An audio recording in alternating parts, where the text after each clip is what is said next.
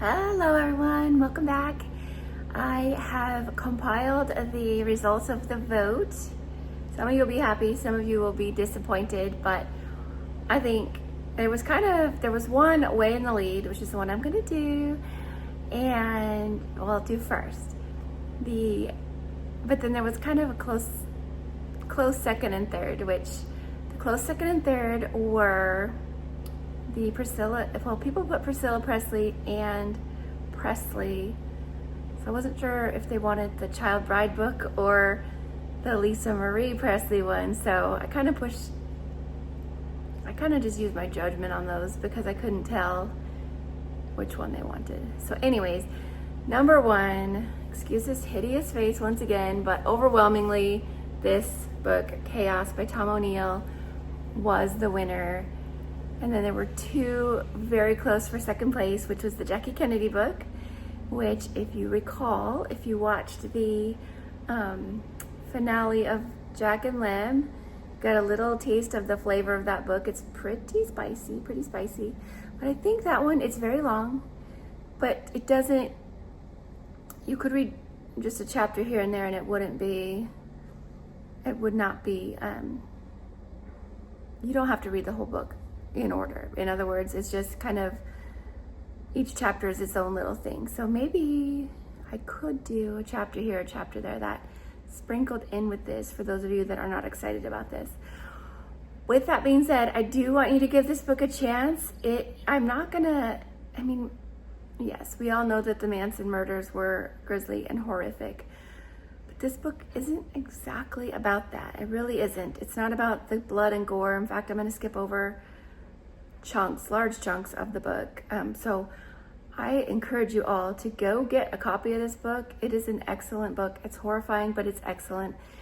It's not horrifying because of the gore. If you want that, well, it's kind of convoluted, but there is this book, the official story of the Manson murders, called Helter Skelter.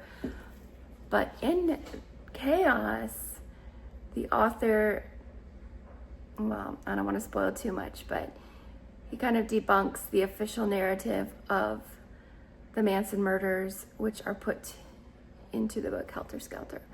So I have been reading that book, so you all don't have to, unless you want to. It's supposedly the best-selling true crime book of all time, Helter Skelter. So it's an interesting read, but some of you may not have the stomach for it. But I do enjoy a true crime. The true crime genre I also enjoy. Why, I don't know. Probably because I want to just understand what makes people do these crazy, horrifying things. But I can't do them. I have to take little breaks from true crime because, it kind of gets to your mind a little bit. It's not good for the mind, I don't think. I could do it just a solely true crime channel for sure. With that being said, I hope you guys will give this book a chance.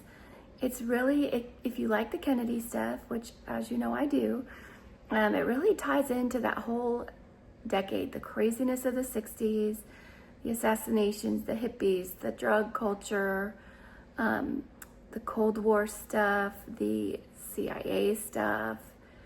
It all really ties together. In fact, some of the characters from this book were also involved in the assassination cover-up, if you want to call it that, or just the facts, well, the facts as we know them of the JFK assassination. So it really is fascinating. In fact, the Manson trial, here's a little tidbit. The Ambassador Hotel where Bobby Kennedy was assassinated, that is where the jury was sequestered for the Manson trial. So 7 months, those poor jurors were stuck in the Ambassador Hotel, which I am told is a nice hotel, but still 7 months away from your life. I cannot imagine. Anyways, that is it. Should we just get into it? It's already been 5 minutes. Let's do this. So the book is called Chaos. It's not just called Chaos. I'm going to refer to it as Chaos, but it's Chaos, the Truth Behind the Manson Murders. And I thought I had a little blurb about the secrets of the 60s. Unknowns about the 60s, I guess you could say. I think you guys are going to enjoy it, though. I did. I know I did. Okay, so here's how I actually even found out about the book Chaos. I watched or listened to, it's a podcast, but you can watch it too, called The Joe Rogan Experience. It's like the most popular podcast out there, so I'm sure most of you have heard of it.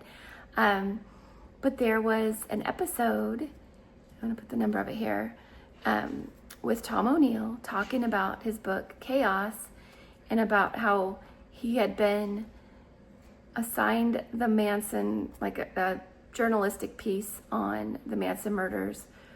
And in a nutshell, it was supposed to be a quick 30th anniversary of the killings, basically.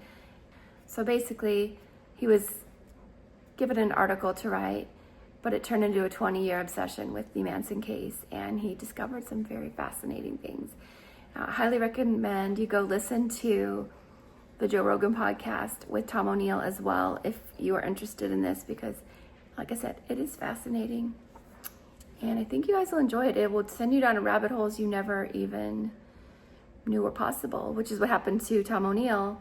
He started it, and then it just went so many different ways, sideways, that he spent decades researching it. And still doesn't have an exact conclusion because there's just so much like secretiveness to it. But I'm spoiling it. I'm just going to start reading it. Okay, prologue. Okay, so the scene opens up, Tom O'Neill sitting in the kitchen of Vincent Bugliosi. So Bugliosi, he was one of the prosecutors in the Manson trial, and he's also the author of Helter Skelter.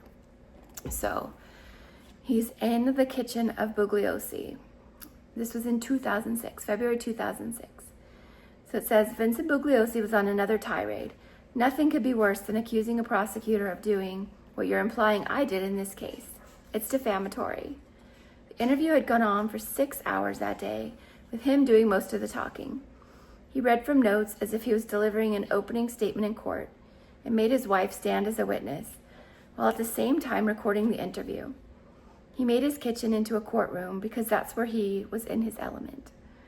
Bugliosi became famous as a prosecutor in the Manson trial, which had captivated the nation with stories of murderous hippies, brainwashing, race wars, and acid trips gone bad. He wrote the best-selling true crime book of all time, Helter Skelter, which no one had ever thought to question. I was questioning the holes in Helter Skelter, contradictions, omissions, discrepancies in police reports. The book purports to be the official report on the Manson case, but I found documents that had never been reported on that entangled him and many other players in the case, including Manson's parole officer, his friends in Hollywood, cops, lawyers, researchers, and medical professionals surrounding him. Also found was evidence in his own handwriting that one of his witnesses had lied under oath.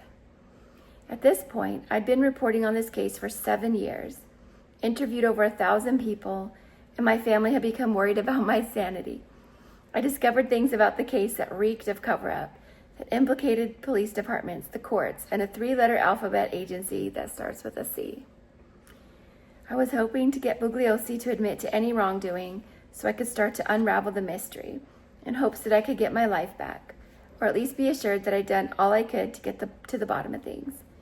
He told me what I was suggesting was preposterous, and even if it were true, it meant nothing. Who cares? Who cares? That's a question I'd asked myself many times. Was it worth investing so much time and energy? It heartened me to see him so anxious. Getting under his skin was what kept me going. What would make him so committed to stopping this? And if what I had discovered was really nothing, why had so many of his former colleagues told me otherwise? One of my sources had tipped him off, giving him the idea that I believed he had framed Manson, which was incorrect. Far from it. I believe that Manson is every bit as evil as the media made him out to be. But it is true that his co-prosecutor, Stephen Kay, had been shocked to see the notes I'd found in Vince's handwriting, telling me they could be enough to overturn the verdicts on Manson and the family, which was never my goal. He wondered that if Vince had changed this, then what else could he have changed? Bugliosi was livid. He said, "You realize that if you do this book and is legally defamatory, that I will sue you." As I left his house, he grabbed my arm and reminded me that a blurb from him could boost book sales, and that he'd be happy to write one if the book passed his approval. I left feeling exhausted. I hadn't broken him. I'd been warned that he could be ferocious. One reporter told me that he had threatened her in the 80s when she was writing an expose on him, saying that he knew where her kids went to school and that it would be easy to plant drugs in their lockers. He had told me himself that he had no problem hurting people to exact justice or get revenge. Now, as a little aside, I try to prepare and do some research before I do these books, a little bit anyways, just kind of on the background.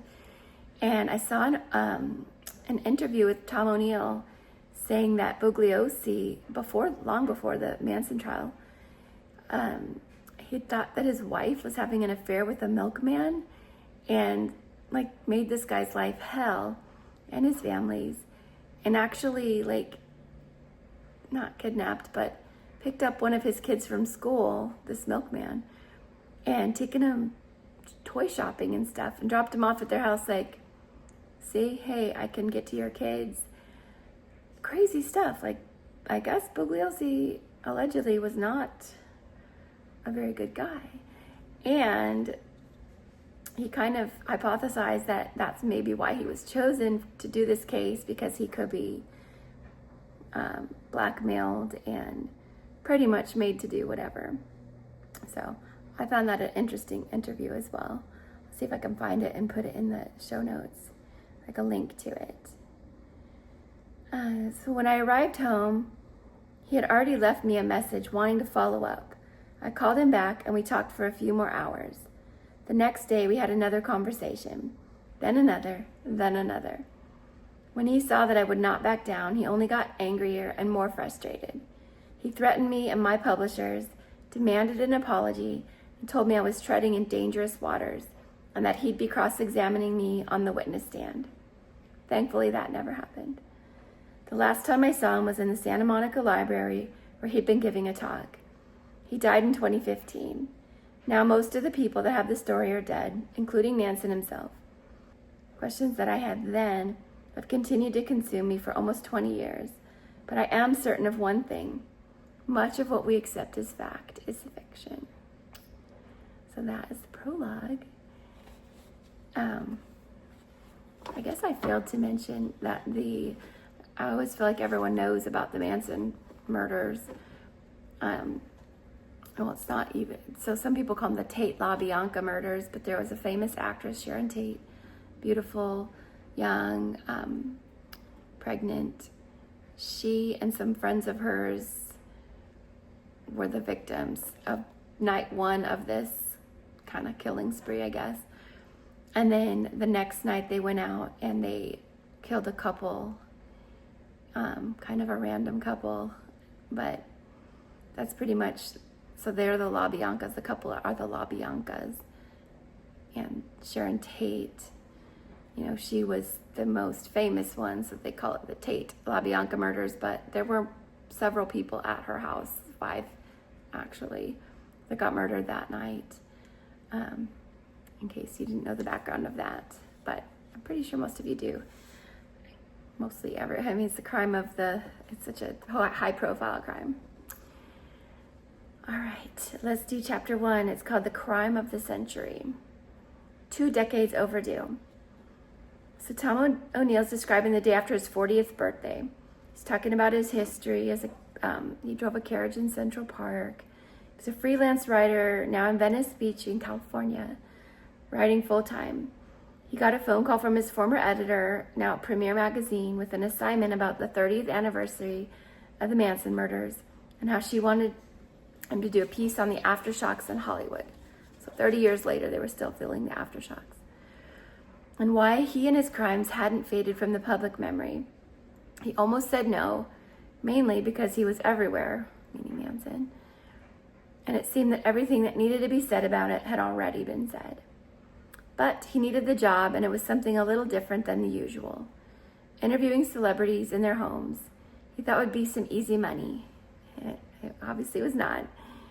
20 years later, the piece was still unfinished due to all the twists and turns he experienced.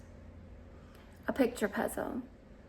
He started by reading Helter Skelter, the official story, written by Vincent Bugliosi, one of the prosecutors on the case. I'm incidentally about 2/3 through it, and it is an interesting read so far. Some pieces of it will get debunked here pretty soon. He made notes and a list of possible people to interview, trying to find some interesting new take on the information out there. There was a quote from Bugliosi in Helter Skelter. In literature, a murder scene is often likened to a picture puzzle. If one is patient and keeps trying, eventually all the pieces will fit into place. Veteran policemen know otherwise. Even after a solution emerges, if one does at all, there will be leftover pieces, evidence that just doesn't fit, and some pieces will always be missing. According to O'Neill, that despite the common misconception, the murders are still shrouded in mystery down to some of their most basic details. There are at least 4 versions of what happened, each with its own account of who stabbed whom with which knives, who said what, who was standing where. Statements have been exaggerated, recanted, or modified. Autopsy reports don't always square with trial testimony. The killers have not always agreed on who did the killing. Obsessives continue to litigate the smallest discrepancies in the crime scenes, the handles of the weapons, the locations of blood spatters, the official times of death. Even if you could settle all those scores, you're still left with the big question: why did any of it happen at all? Something to shock the world. August 8th, 1969. The front page of that morning's LA Times described an ordinary day in the city. The space race was in full swing. Less than a month earlier, NASA put the first man on the moon, if you believe that. Some people don't. Late that night at the Spawn Movie Ranch, a man and 3 women got in a beat-up 59 Ford and headed toward Beverly Hills. A ranch hand heard one say, "Let's go get some effing pigs." The woman was Susan, otherwise known as Sadie, Atkins, age 21. She was the daughter of 2 alcoholics and said that her brother and his friends would often molest her. She was a high school dropout and had moved to San Francisco, worked as a topless dancer, and had gotten into the drug scene. Next to her in the car was Patricia, also known as Katie, Krenwinkel, age 21. As a teen, she had gotten heavily into drugs and alcohol. One day in 1967, she left her car in a parking lot, failed to collect 2 paychecks from her job, and just disappeared. In the passenger seat was Linda Kasabian, age 20.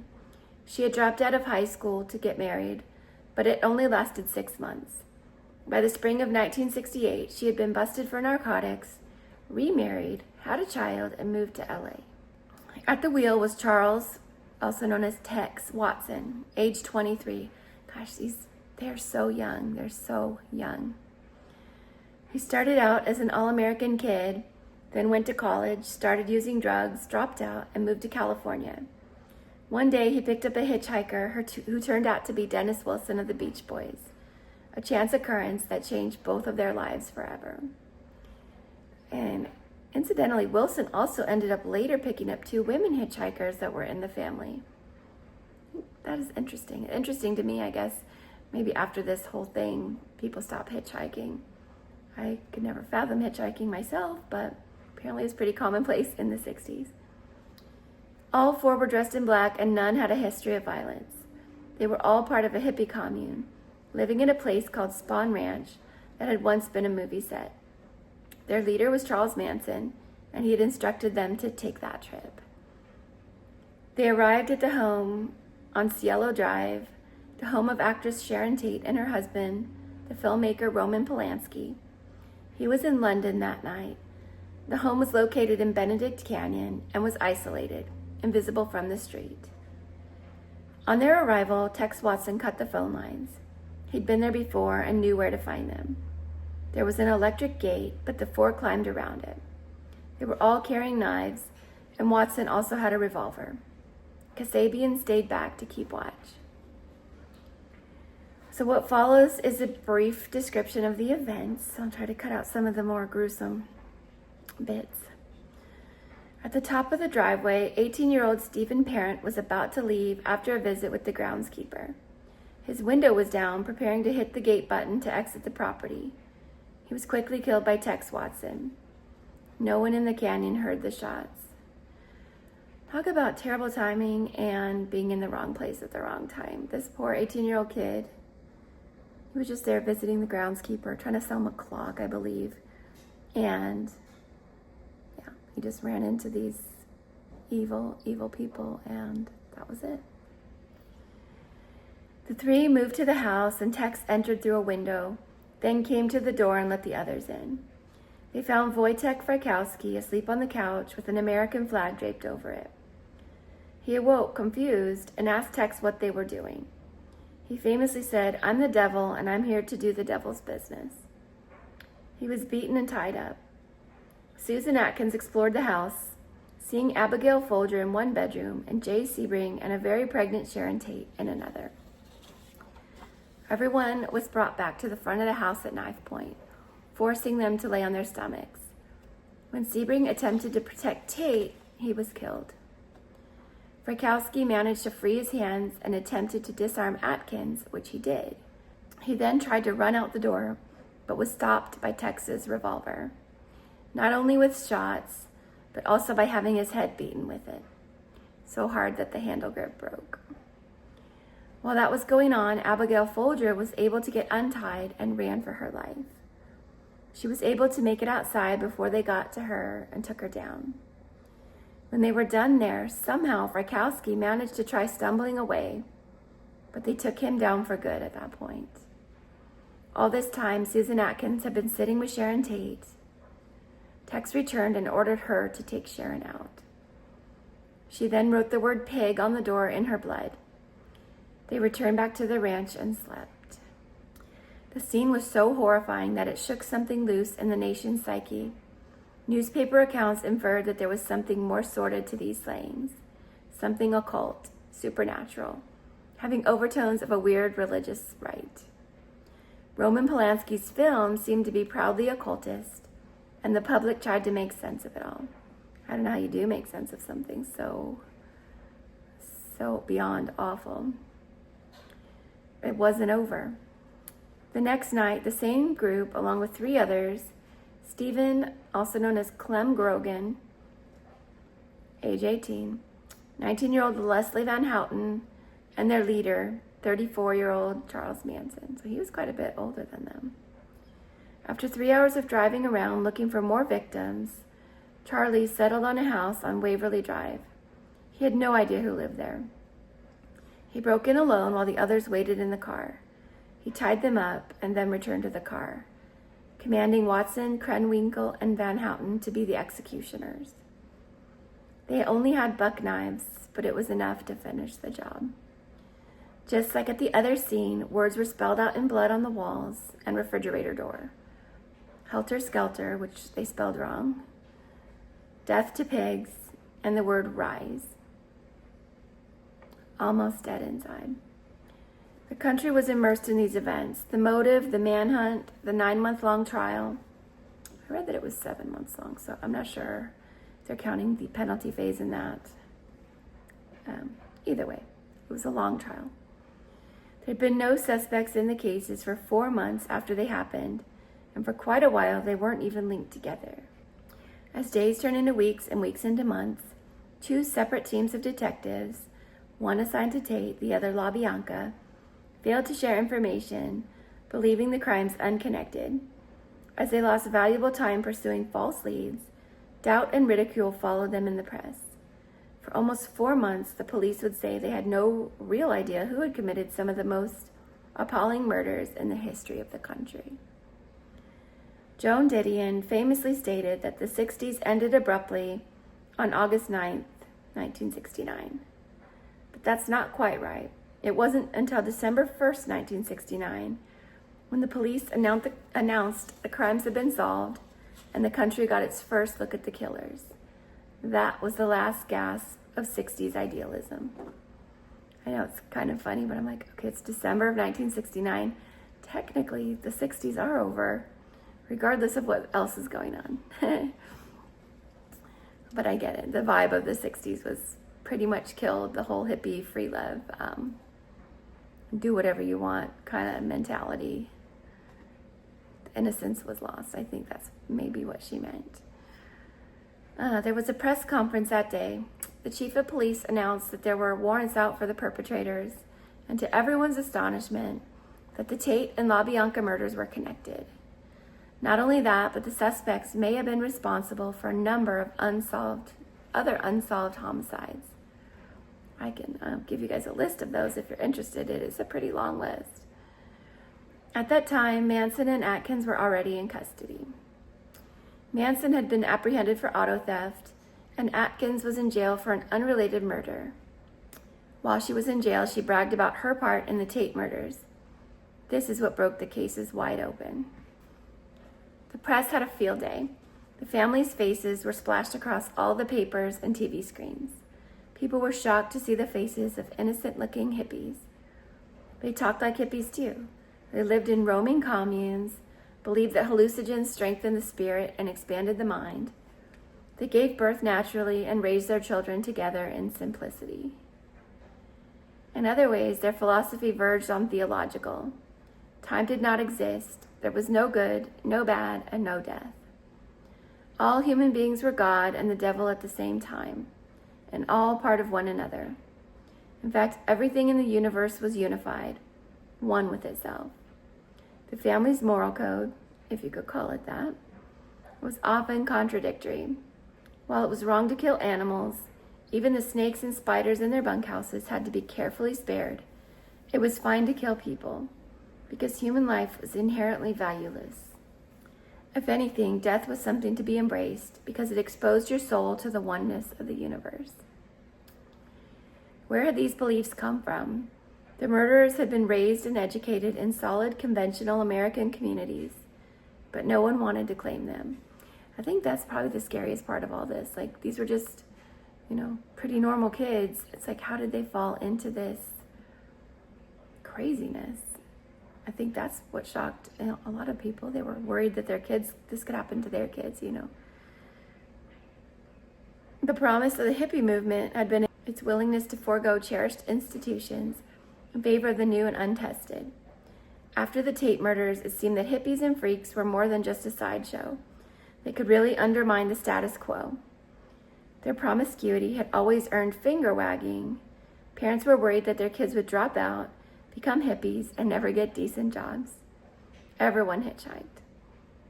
So I was talking about, have any of you ever hitchhiked? I have not, and nor would I ever think to.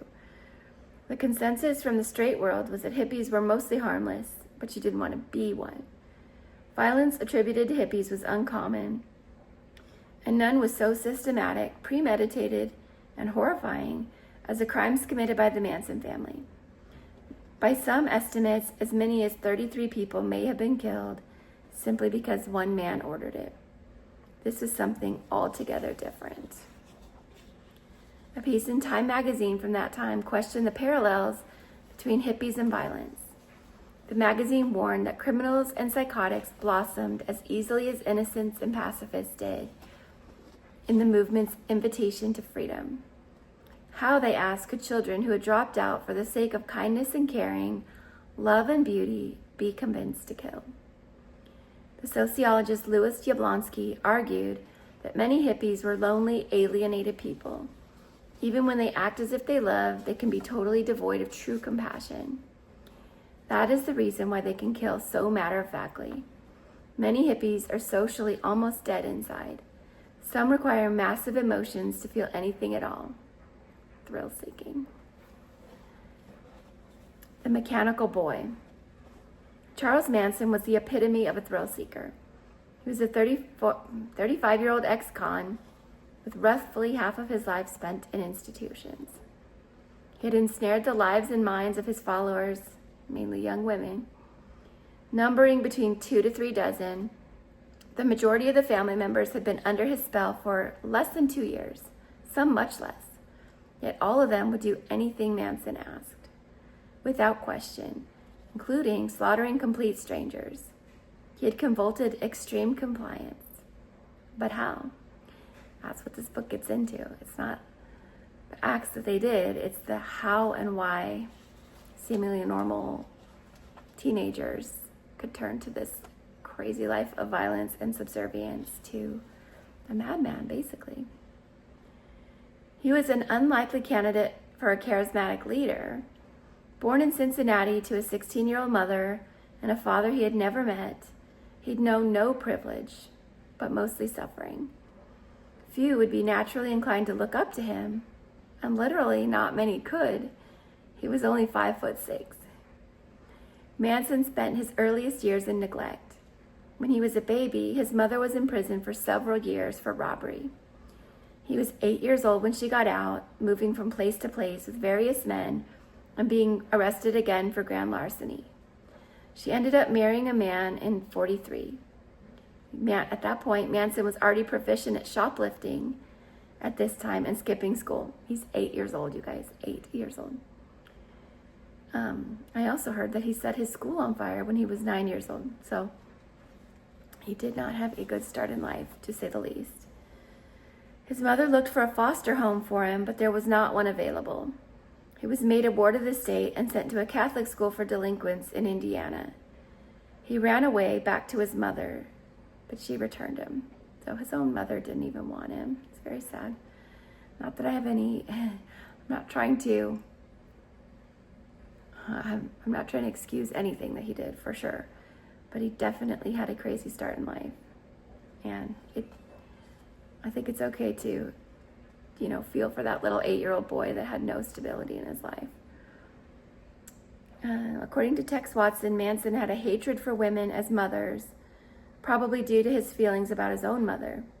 He eventually went back to the Catholic school, but ran away again, turning to burglary to get by. I heard that once, a lot of these women in the family, as they called them, had babies. God knows how many of his offspring and further generations are out there. He took the babies away from their moms and they weren't allowed to raise them. I can't even imagine how they accepted that. Like I said, how did they accept these unbelievable conditions? I don't know. His crimes landed him in a correctional facility in Nebraska. He ran away from there too and started breaking into grocery stores. By the age of 13, he was sent to the Indiana Boys School, where he claimed that other boys assaulted him. He ran away from there 18 times in 3 years. So it must have been pretty bad. So the assaults were of a sexual nature, I read. But yeah, 18 times in 3 years. So at age 16, he left again with 2 other boys, taking a stolen car across state lines, which is a federal offense. At that time, he was sent to the federal reformatory system. From there, he was in 3 similar reformatories where he racked up many offenses. In 1954, his good behavior earned him an early release, but there were extensive notes of his antisocial behavior and psychic trauma. Within a year, he had a wife and a baby on the way, Charles Manson Jr. Can you even imagine being saddled with that name? Hopefully his mom changed it. I don't know. He tried some normal jobs, but continued to steal cars, which he again took over state lines, which ended up getting him a 3-year sentence in Terminal Island Federal Prison. He got out in 1958, but his wife had divorced him. He turned to pimping to make a living. The following year, he was arrested again for forging a government check for $37.50. This got him another 10-year sentence, basically because it wasn't the stealing of a check or the amount of it. Obviously, it's not that high of an amount, but he had stolen it from a mailbox, which made it a federal offense. So this got him another 10-year sentence, but the judge suspended the sentence, moved by a woman that said she was in love with him and wanted to marry him. What? Have you ever heard of someone like, oh, you don't have to do your 10-year prison sentence because this woman says she's in love with you and wants to marry you? Everyone would be trying that excuse if that worked. Which, again, this gives you a glimpse into what was going on in Manson's life. Like, he had these mostly petty crimes that turned into bigger deals because, like stealing a car, okay, yeah, it's a big deal, but It's even more of a big deal when you go over the state lines. Stealing a check is a big deal, but it's even more of a big deal if you steal it out of a mailbox. So he kept pimping and stealing cars, and the FBI was watching him, hoping he'd bring a prostitute over state lines. So they knew he was pimping, but they weren't getting him on that. They just wanted to wait till he went across state lines, probably to stick him right back in the federal penitentiary. When they caught him going to Mexico with another prostitute, which was a violation of his probation, his 10-year sentence was reinstated. So he got off basically scot-free and then did something stupid, and now, bam, the 10 years is back in place. Same judge who'd granted him probation now stated, if there was ever a man who demonstrated himself completely unfit for probation, he is it. While in prison, Manson took up the guitar and studied Scientology. Staff noted his gift for charismatic storytelling and his enduring personality problems. He made no secret of his musical aspirations. From behind bars, he observed with great interest and envy the meteoric rise of the Beatles. Now that'll become important later on. If you don't know, Helter Skelter is a Beatles song. He was released at age 32. He'd spent more than half his life in the care of the state. He preferred life in prison. He actually asked if he could stay inside. One report stated that he had no plans for release, that he had nowhere to go. So he's 32 when he's released from prison. And when all these crazy crimes happen, he's either 34 or 35. He's probably a little bit of both. 34 for some of it, 35 for some of it. But so it kind of boggles the mind. Like, he's mostly in prison, doing petty crimes, and then something changed. What changed? We don't know. But we're going to find out. Well, we'll find out what the theories are. I don't know that we're going to find out concretely, conclusively, but all right, what are you guys thinking so far? 38 minutes in, and there's a little bit left of chapter 1. Hope you guys are enjoying this so far. I am. But like I said, I know I've read this book and I know how juicy it gets. So stick around. Like I said, give it a chance, even if you weren't one that voted for it. All right, you guys, I'm going to end this one here. And yeah, I will see you in the next one. And we'll learn more about this crazy character. All right, guys, take care. Bye.